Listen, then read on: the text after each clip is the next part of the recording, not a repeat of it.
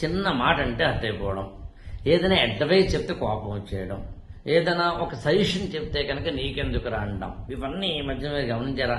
మన చుట్టుపక్కల ఉన్న అందరిలోనూ ఈ టైప్ ఆఫ్ ఎలిమెంట్స్ కనిపిస్తున్నాయి. అందరిలోనూ అని తప్పు, నాతో సహా, వింటున్న మీతో సహా. మనమేమి సమాజానికి దూరంగా సర్వసంగ పరిత్యాగులుగా ఏం లేవు. అటు తిరిగి ఇటు తిరిగి కోవిడ్ తర్వాత ఈ అబ్జర్వేషన్ ఎక్కువ చేశాను నేను.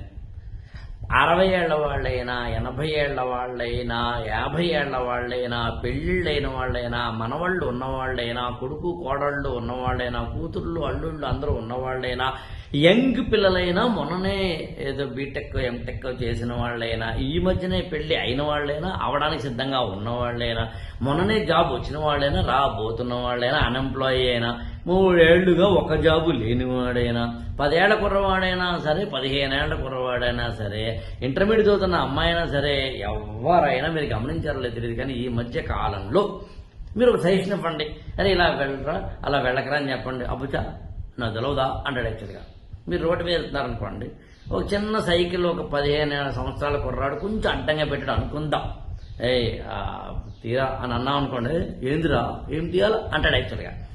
అలా కాదు, ఎవరినో ఒక అమ్మాయి ఒక అబ్బాయి కనుక కొంచెం దగ్గరగా కూర్చుని ఆటోలోనో లేకపోతే కనుక బండి మీదనో లేకపోతే మన కాలనీలో పక్కన నిలబడితే కనుక మనం ఏంటమ్మా అది అని అనండి, ఏందిరా నువ్వెవడరా చెప్పడానికి అని ఎగిరిగిరి మీద కూడా వచ్చేస్తున్న అమ్మాయి యాక్చువల్గా. తీరా చూస్తే ఆ అమ్మాయికి 15-20 ఏళ్ళు కానీ ఉండవు.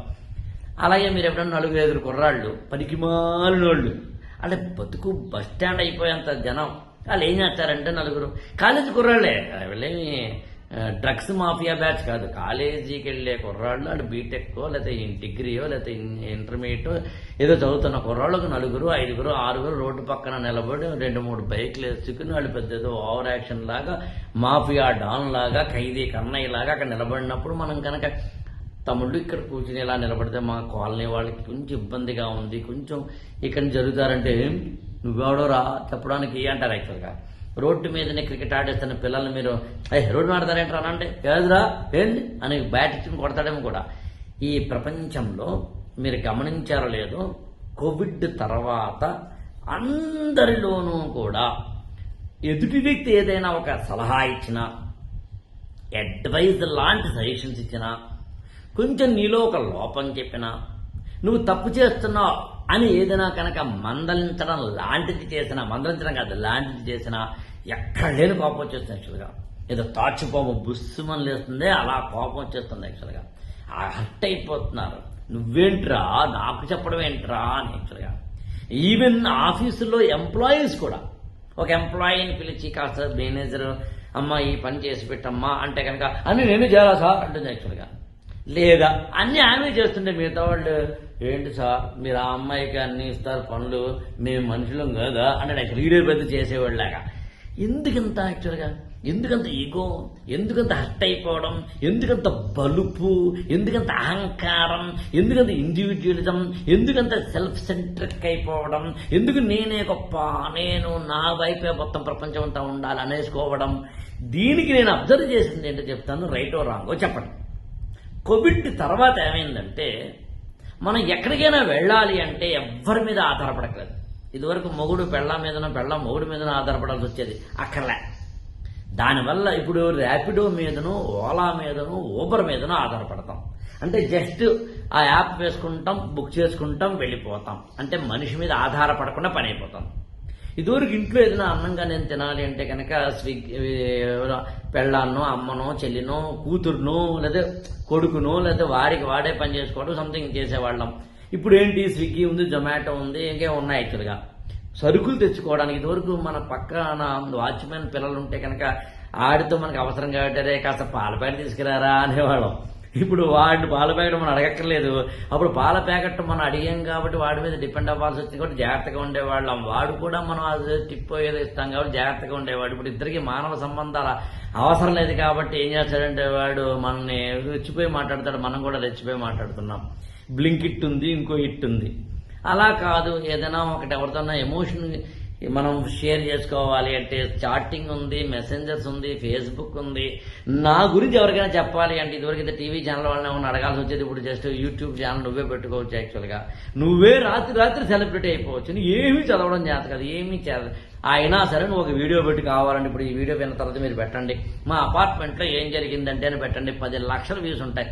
నిన్న మా కిచెన్లో బొద్దింక వచ్చింది ఏం జరిగిందంటేనే పెట్టండి, 50 లక్షల వ్యూస్ ఉంటాయి. యాక్చువల్గా నిన్న మావారికి నాకు తెలిసినా మీకు జగడమైంది, ఎలా అయిందంటే అని మీరు చెప్పెట్టండి, కనీసం 5 బిలియన్ అంటే 50 లక్షలు, లక్ష, కోట్లు చూస్తారు. మనుషులకి సిగ్గు శరం లేకపోవడం వల్ల ఇదంతా కలిపి ఏమైందంటే మనందరము కూడా సెల్ఫ్ సెంట్రిక్ అయిపోయాం. ఇదివరకు డబ్బులు పే చేయాలంటే బ్యాంక్ వెళ్ళాలి, ఇప్పుడు అక్కర్లేదు. యూపీఐ పేమెంట్స్, జీపేనో గూగుల్ పేనో వచ్చేసినాయి, వాట్సాప్లో మెసెంజర్స్ వచ్చేసినాయి. ఇదివరకు మనం పోస్ట్ ఆఫీస్కి వెళ్ళాల్సిన అవసరం ఉండేది, ఇప్పుడు అవసరం లేదు. ఇదివరకు నేను మీ ఇంటికి రావాలి అంటే 10 మందిని అడిగేవాడిని, అడ్రస్ అడిగేవాడిని, అడుగుతూ రావడం వల్ల 10 మందితో నాకు పరిచయం అయ్యేది, 10 మంది స్వభావాలు నాకు తెలిసేవి.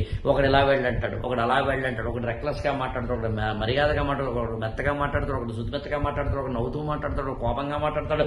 అబ్బో ఇన్ని రకాల వాళ్ళని చూసి నేను మీ ఇంటి దగ్గర రావాల్సి వచ్చేది. మానవ సంబంధాలు ఇవాళ లేవు. మనిషి మీద అవసరం అనేది లేదు.